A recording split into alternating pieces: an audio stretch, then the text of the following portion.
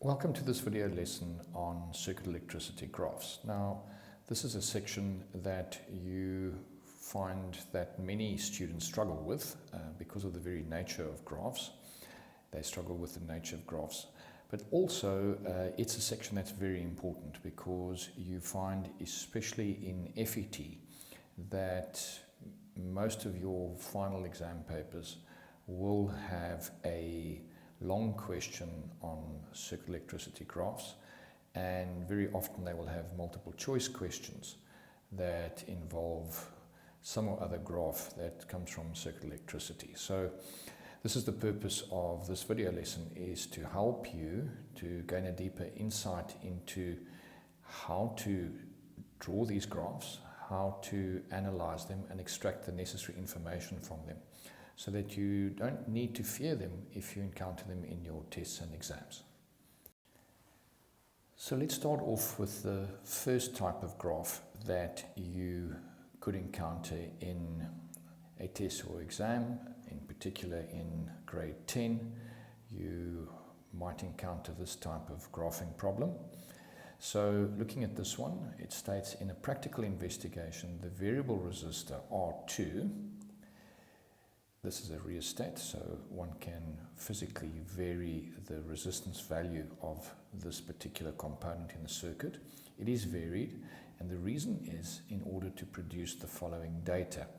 So here is a table of current and voltage readings. The current readings come from the readings on the ammeter, and the voltage readings come from the voltmeter that is measuring the potential difference across resistor 1.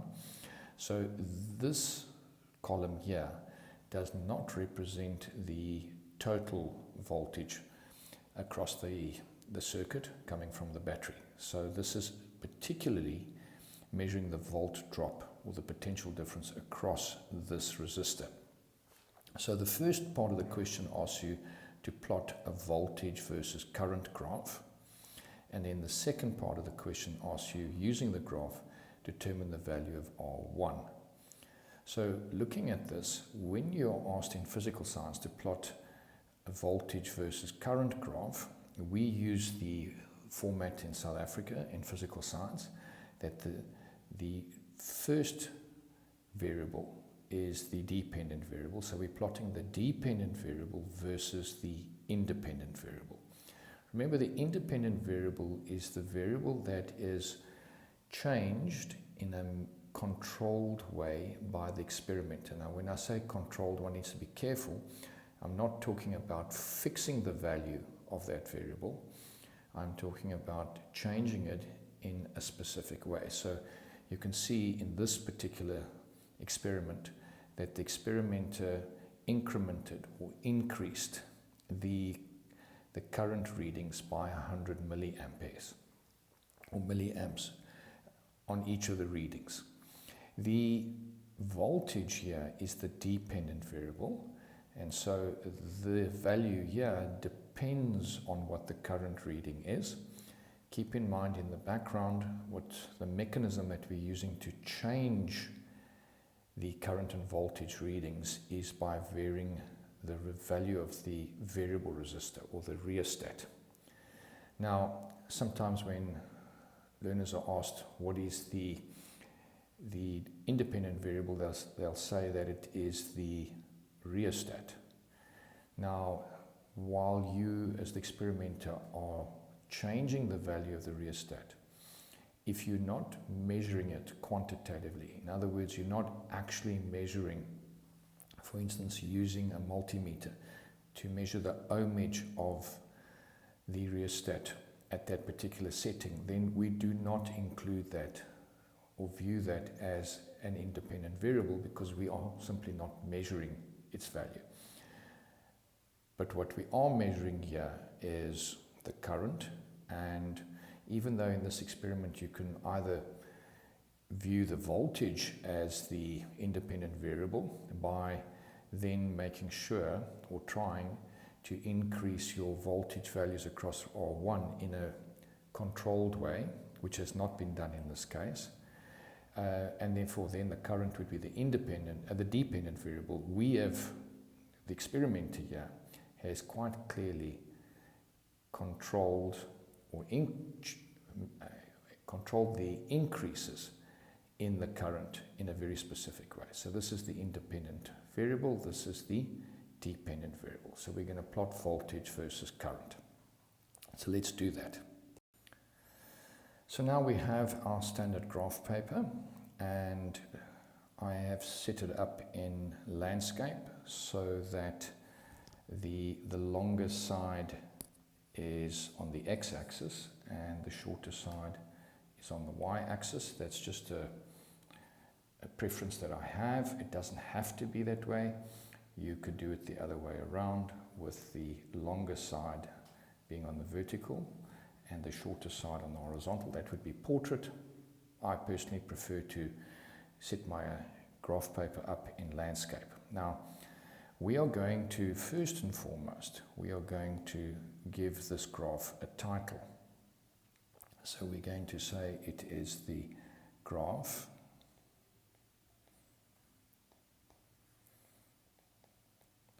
of the dependent variable, graph of the voltage versus the current. So that is our title. So next what we look at is we say, okay, so if we look at the independent variable, that's the current, then we need to set up our x-axis so that the x-axis will include these readings from our ammeter. So what I'm going to do is I'm going to go down to the x-axis, and this is a skill, or this is a step that learners often struggle with, is to set up their scales. So what I'm going to do here is I'm going to set up my x-axis, which is going to be my current, and I'm going to label it. So this is going to be current, and I use a division line. One doesn't necessarily have to, but I use a division line, and then under that division line I put the units in which the data was collected. Now, the reason why I do that is that this line here is going to be a number line, but the numbers came with units. So if I take the actual data points and I divide them by the unit that they were measured in, then it gives us a pure number. This is a finer detail. One doesn't have to get too worried about this, but this is also a way of me showing explicitly what the units were or are for the current values that we are going to plot along here.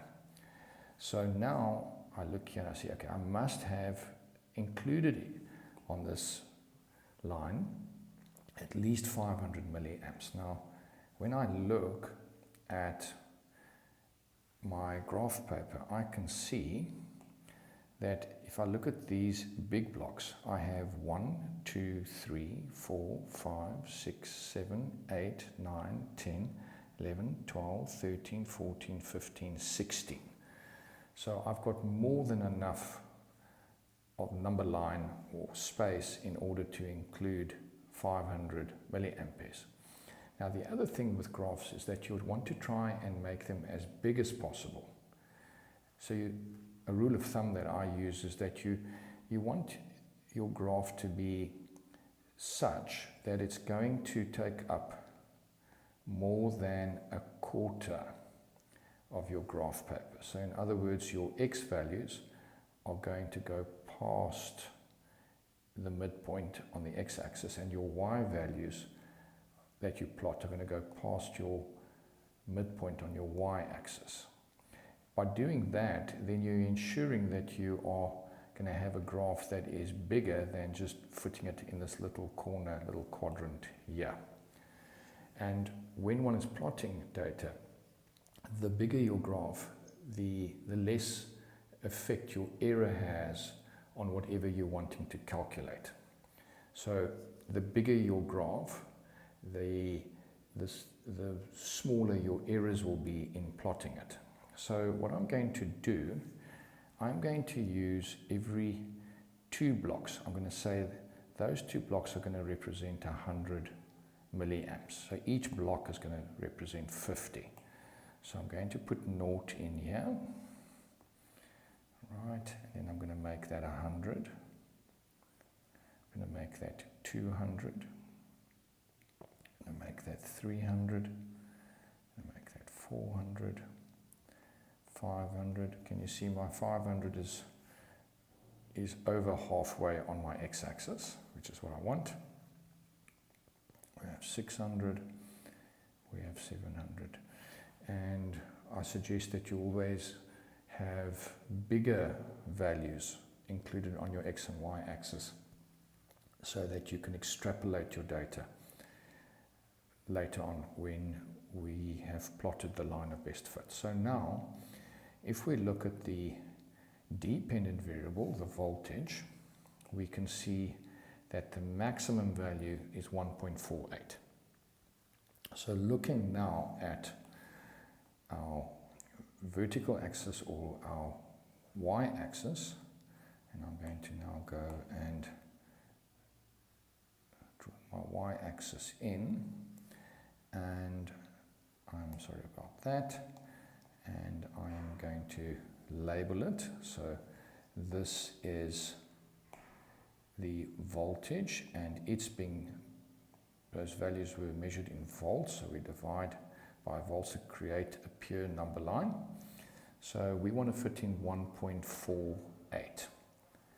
So if I look here, I can see we've got 1, 2, 3, 4, 5, 6, 7, 8, 9, 10, and if I go all the way up to the top, 11. So if I want to fit in 1.48, then, and I have 11 of those large blocks, if I make each of the blocks, of these blocks 0.1, then you will see that it doesn't fit in. So if that's 0.1, that's 0.2, that's 0.3, that's 0.4, 0.5, 0.6, 0.7, 0.8, 0.9, 1, 1.1, then we won't be able to fit in the maximum value of 1.48. We also won't be able to fit in 1.4.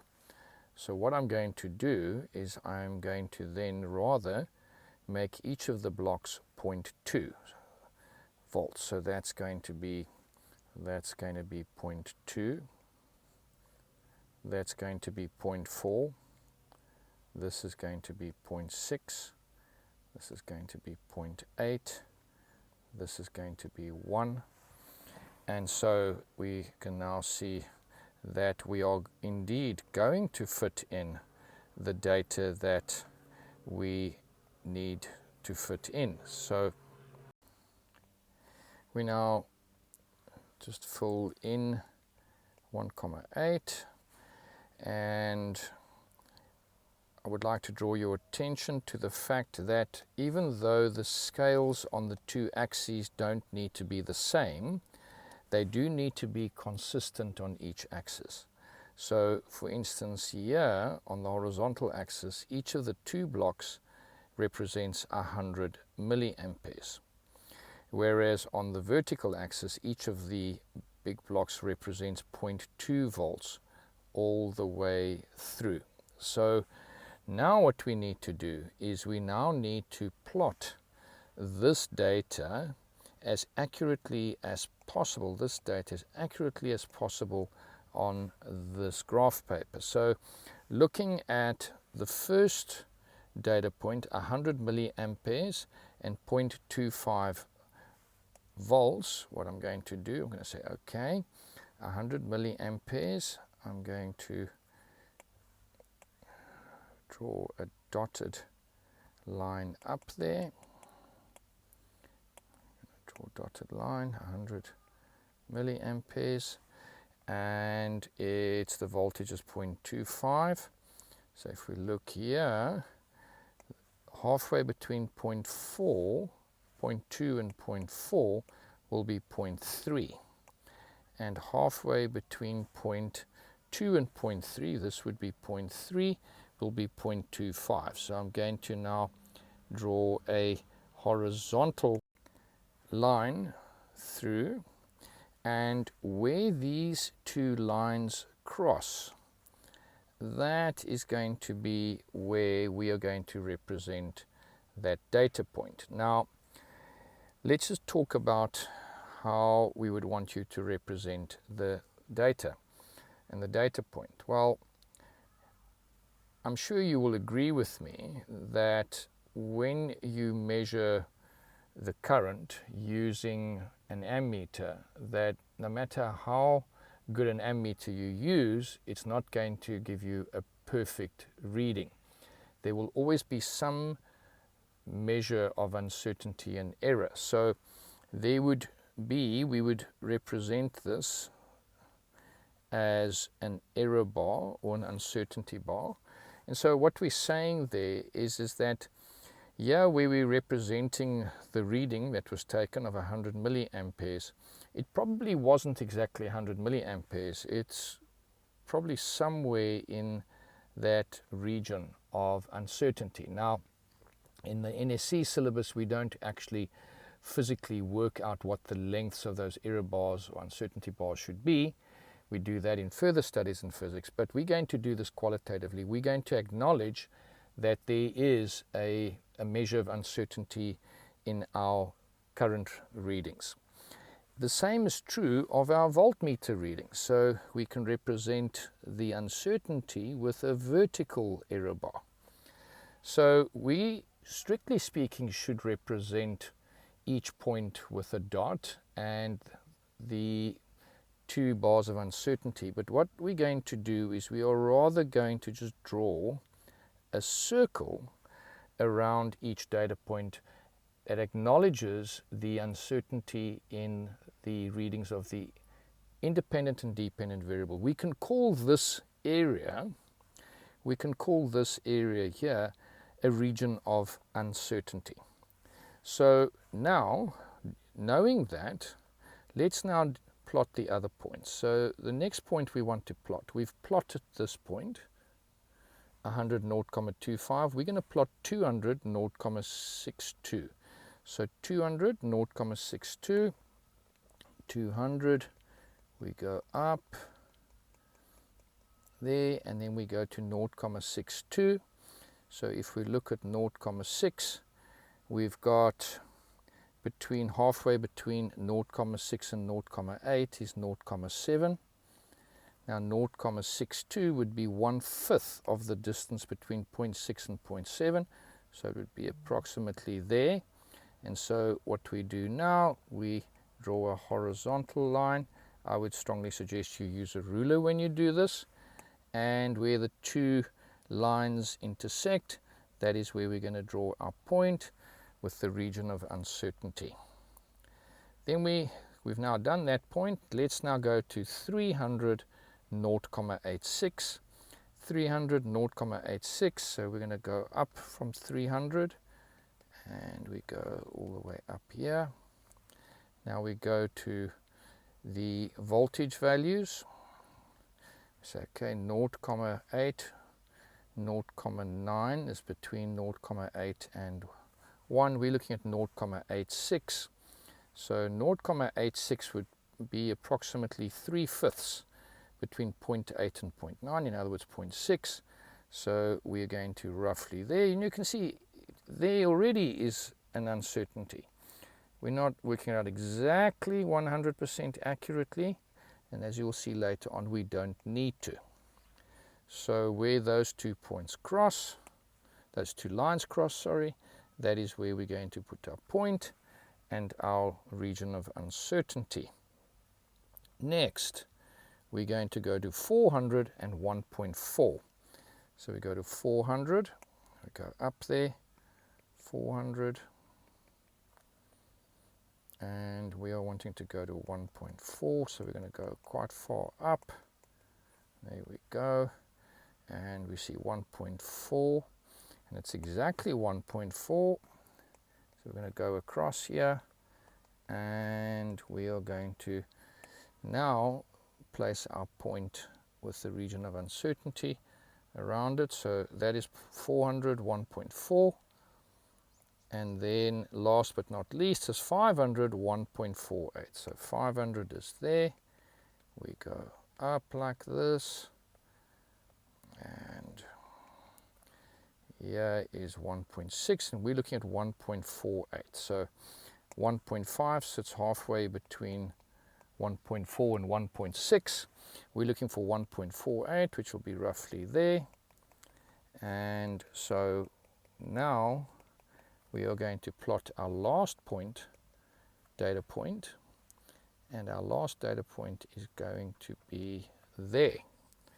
So we plot that. There we go. So there we've got our data points. We've done all of them now. And so now we sit with our data set as follows. You can see there's our graph.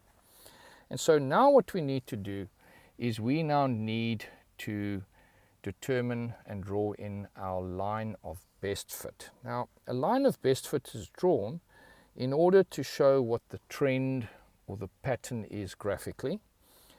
And more accurately, it's actually a trend line that we're drawing. We're not actually going to quantitatively work out the equation of the line of best fit.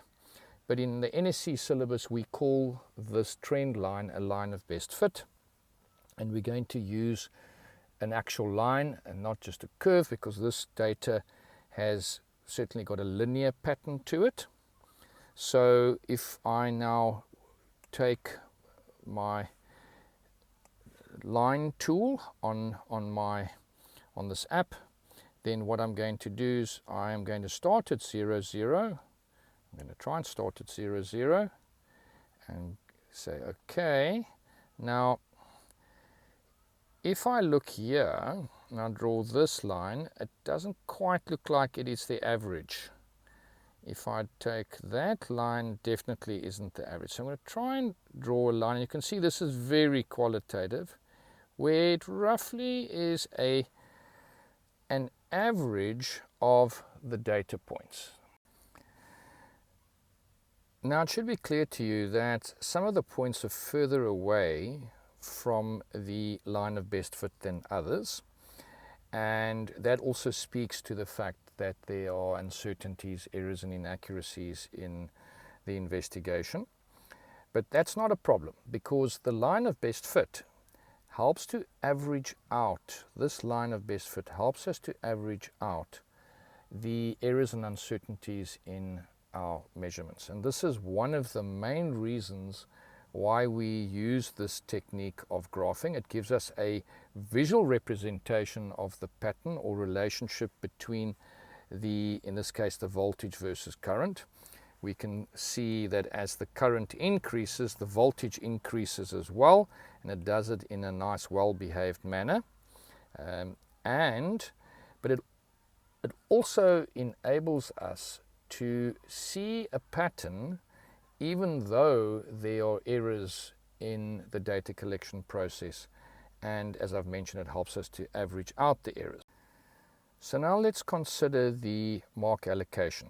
So depending upon whether you're in grade 10 or grade 11 or grade 12, the mark allocation for a graph problem could vary between 10 to 8 marks. So let's assume this was done in the context of grade 10. Then there would more than likely be a mark allocated for the graph title or heading, that there's 1 mark for each of the labels, and that of the axes there's 1 mark for each of the scales. So that already lends itself to 1, 2, 3, 4, 5 marks. It's halfway. Then 3 marks for the data being plotted correctly, and 2 marks for the line of best fit.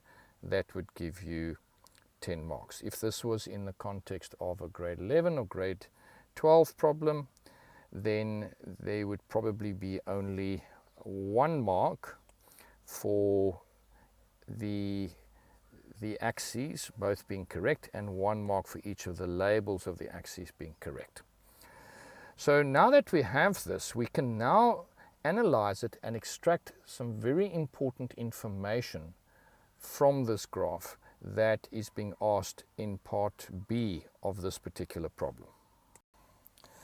So now we are asked to determine resistor 1 by using the graph. Now what we're going to do is we're going to use a property of this graph that is going to enable us to extract the value of resistor 1. So I'm going to refer now to Ohm's law, and if we look at Ohm's law in a mathematical form, then Ohm's law says that the voltage across a resistor,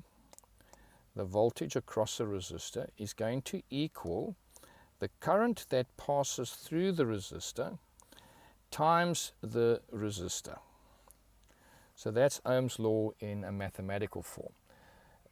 We can switch this around and we could say that the current is directly proportional to the voltage if the temperature is constant. So the reason why the temperature needs to be constant is that if the temperature is not constant, it will vary the value of the resistance. So the mathematical form V equals IR comes from the varied forms of the definition or statement of Ohm's law, which in the NSC says that the voltage across a resistor is directly proportional to the current passing through it if the temperature is constant. So we can actually see here that V is directly proportional to the current if R is the constant of proportionality. If R is the constant of proportionality, we get V is directly proportional to I, which we actually see in this graph, because we have a straight line which points to direct proportionality, and the straight line passes through the origin, because when the current is 0, the voltage will be 0 and vice versa. So it is valid for us to draw this line through the origin. It has a physical correctness to it. Now, if we look at it from a slightly different viewpoint, I'm going to take this out now. If we look at the straight line mathematically, then straight line graph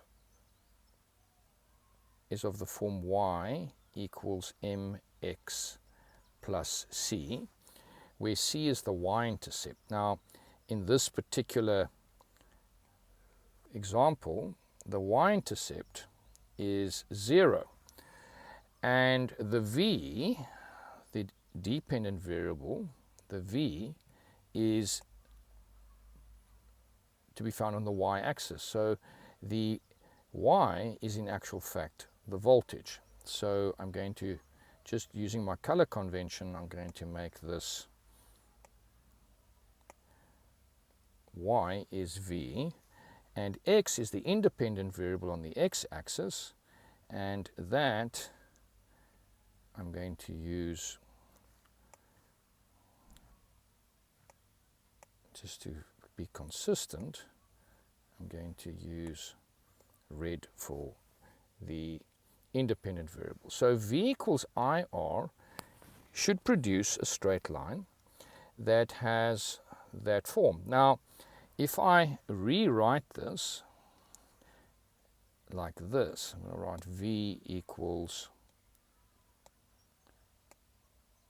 Ri, then it's explicit that R is in actual fact equal to M, which is the slope or gradient of this particular line.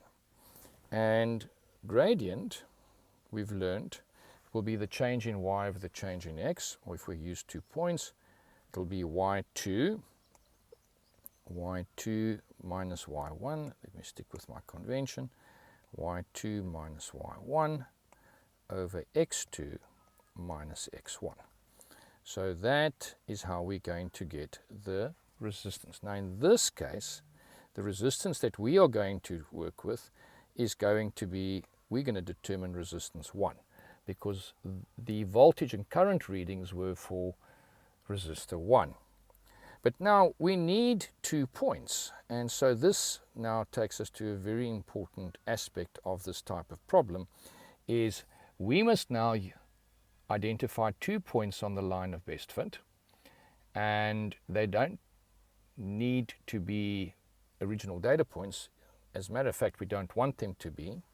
We would want you to choose 2 points that are on the line of best fit, because the line of best fit, remember, averages out the error. Now, a lot of students converge on 0, 0 because it makes it easier. Now, is 0, 0 on the line? Absolutely it is. So strictly speaking, you can use it. But why many teachers don't want you to is because what happens is very, very quickly, a lot of learners then switch to basically just taking one of the points and going, well, the gradient's going to be, let's say, for instance, we take this point here. Well, the y value divided by the x value.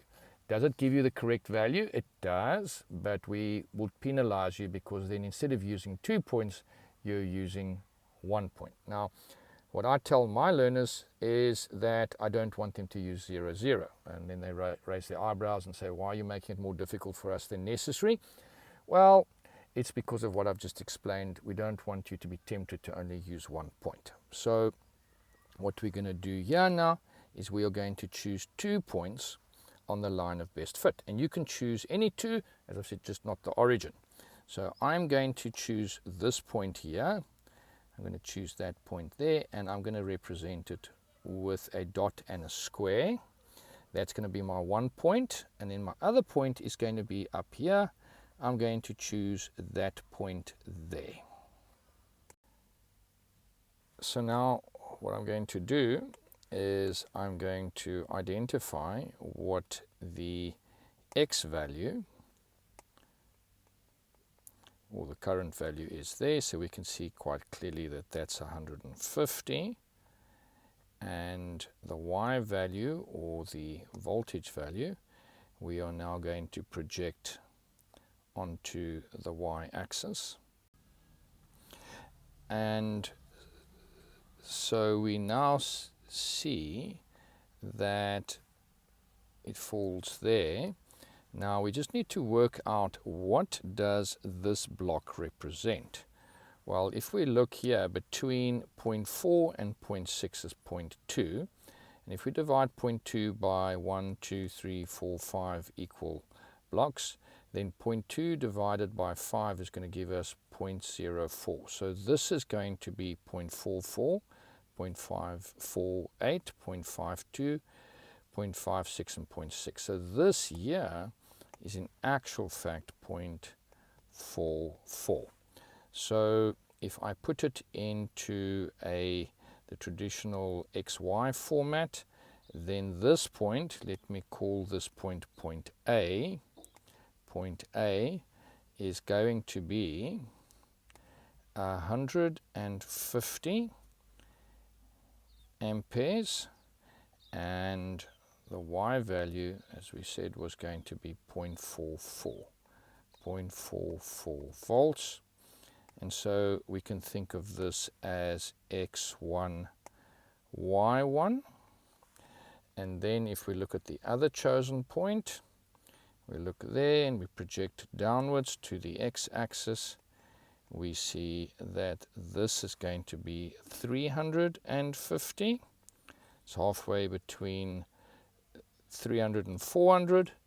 And if we project to the y-axis, from here we are going to see that this is going to be, well, we've already worked out that each of these little blocks represents 0.04, so this is 1.04, this is going to be 1.08, that would be 1.12, 1.16 and 1.2, so that's correct. So this is going to be 1.08. This isn't always easy to be able to determine what the actual value is once you've projected a point onto the axis. So now we can call that point B. This is point B, and point B, its X value or its I value is going to be 350 amperes, and the voltage value or the Y value is going to be 1.08 volts, and that's going to be X2 Y2. So now what we want to do is we want to work out the slope. So if we move from A to B, what is the change in X or the run going to be, and what's the change in Y or the rise going to be? Because remember, slope is rise over run. So we're using y2 minus y1, y2 is 1.08 and y1 is 0.44. So we're going to substitute in there for our gradient. So y2 is going to be 1, let's just make 100% sure, it's 1.08 volts, 1.08 volts minus 0.44 volts, so 1.08 minus 0.44 volts, and then the X values are going to be 350 minus 150 amperes, 350 minus 150 amperes, so yeah, we've got 350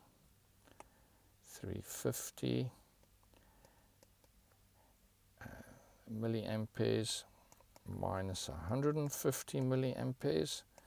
Always make sure that we've got it right. Less haste, more speed. So it's 108 minus 0.44 and 350 minus 150. And so now when we work this out, we're going to need our calculators.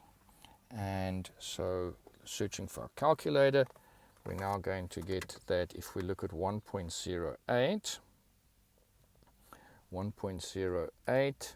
minus 0.44 gives us 0.64. So we have that it's 0.64 volts is the change in Y. This is in effect the change in Y over the change in X. And the change in X is going to be 350 minus 150 is 200 milliamperes. Now, here's where we need to be careful.